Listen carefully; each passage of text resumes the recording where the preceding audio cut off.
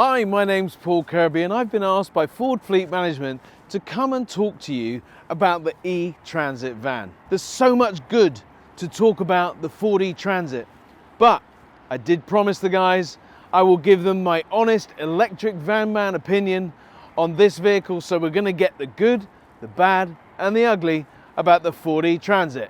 Let's get right into it. So the Ford eTransit hit the market earlier on this year in 2022. About 18 months ago or even 2 years ago, I was lamenting the fact that Ford were taking so long to come to market and actually citing other legacy or non-legacy players that were coming in from the ground up, but they haven't made it and the Ford eTransit has. And is it a good vehicle? Let's go and have a look. So the only recognizable feature of an electric transit is these blue lines across the grille. To all intents and purposes, everything else is exactly the same as a van that you're very much used to. So that for me is really good news. They've produced this vehicle in 25 variants, giving you a variety of vans and even a chassis cab and a double cabin van to be able to meet just about every need that you could possibly have. You've got a large side loading door with around 1300 millimeters aperture. You've also got a nice helpful handle to get you in and out because the step is a little bit higher than you might be used to. So whilst we're here at the back of the vehicle, let's just consider a few of the stats that are really important. So in terms of space inside the vehicle, you can get up to 15.1 cubic meters. Starts at 9.5 cubic meters, and this is the L3 model and gives you 3.5 meters at the base. But there are wide varieties, we've already mentioned, of options for you. 951 kilos payload, but going all the way up to 1700 on the 4.25 ton variant. Now you're thinking, hang on, the cutoff is 3.5 tons, but with alternatively fueled vehicles, the government have allowed a dispensation allowing you to run a vehicle at 4.25 tons. But what that does mean is that you can't tow with the vehicle at 4.25 tons. But one of the things that gets up my nose is that there is no towing with the Transit electric version. So whether you have the 3.5 ton or the 4.25 ton, it doesn't matter, you can't tow. The doors at the back, helpfully, will open all the way round so that you can pull up to your delivery depot, right up to the bumper, and use a forklift to get the goods in and out nice and easily. One final thing about the inside of the back of the Transit is that you can actually get 2.3 kilowatts of power being delivered on a 230 volt system right in the back there. It's an option, but it shows that actually Ford have thought about working people, getting us on site and having power to be able to power their tools or make any work that they need doing. So one of the important measurements, of course, is the distance between the wheel arches, and you can get your 1200 millimeter pallet well within that area. You'll see it nicely protected. This is an additional wood floor, but the standard does appear to have a solid plastic lining. Plenty of lashing points, and when you stand up, you've got 1786 millimeters to stand within. So most people should be able to stand up comfortably in this vehicle. So we do have parking sensors at the front and at the rear. But one thing I think is definitely missing is that reversing camera. Now the screen does show how close you are, but there's no real substitute for me than that camera. For me, I'd make it standard for everybody. So under the bonnet of the Ford eTransit, and you can get in nice and easily. There is quite a lot of stuff that needs to go under there, but one of the things that Ford have done is actually move the spare wheel to the front here, so you can release the spare wheel without having to access your load area. So before we get going, in the Ford eTransit you've got 3 drive modes. Now we're still in that sort of cold snap and there is ice on the road that I live on, so I'm going to go into features, driver modes, and then I've got normal, which gets the full 184 brake horsepower that this vehicle has, or eco, which limits it and limits the top speed to 68, or slippery. this is a rear-wheel drive vehicle. You'll know that these vehicles are like Bambi on ice, unless you've got some control over those rear wheels. Slippery mode gives you that, and now, even though I'm on pretty much sheet ice, I'm able to pull away easily and effectively.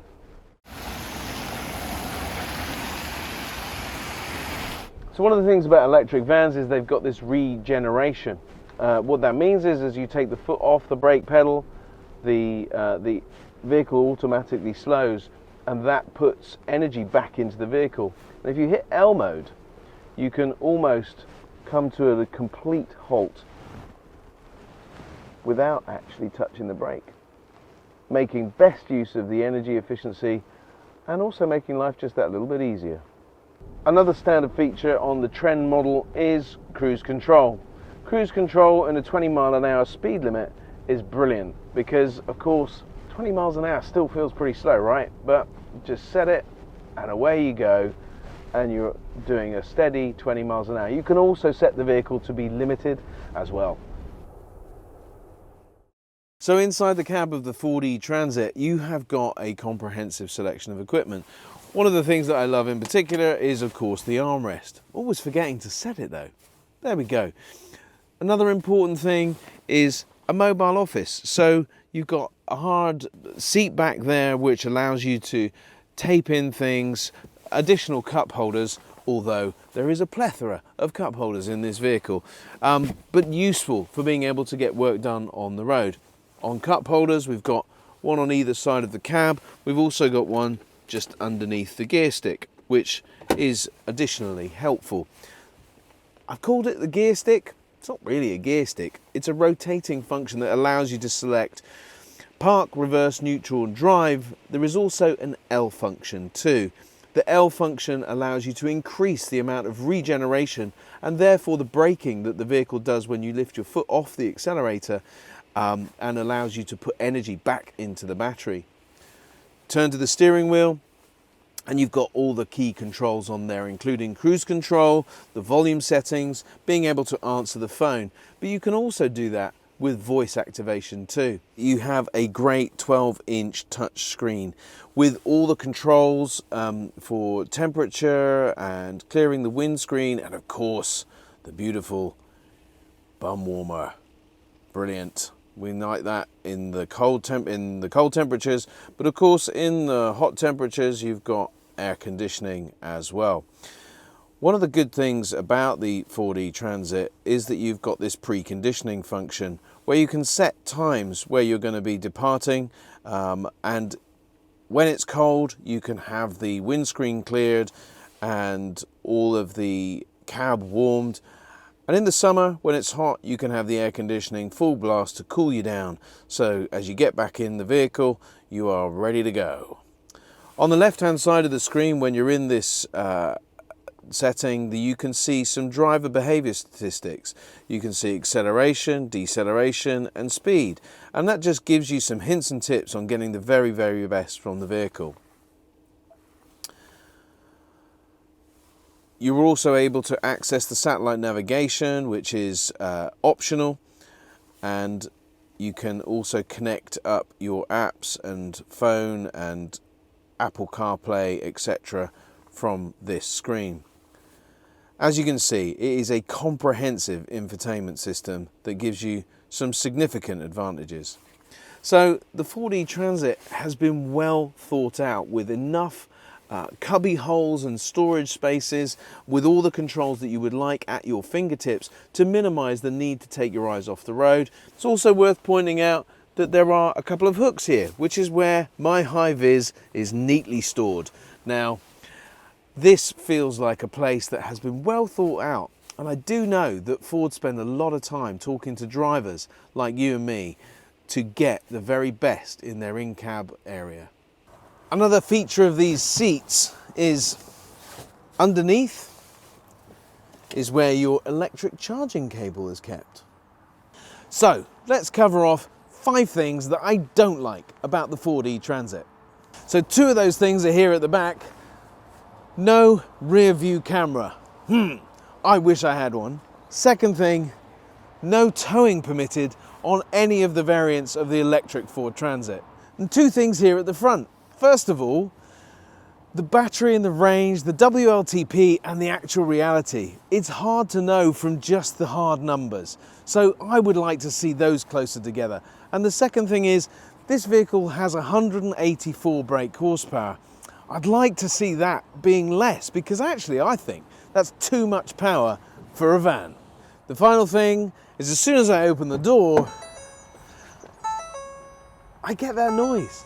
Can somebody please tell me how to turn it off? So, 5 things I don't like, but there are lots of things I love about this, but I'm just going to restrict it to 5. The first is the elements in this screen that clear it from the snow and the ice. That has been really helpful over the last couple of weeks.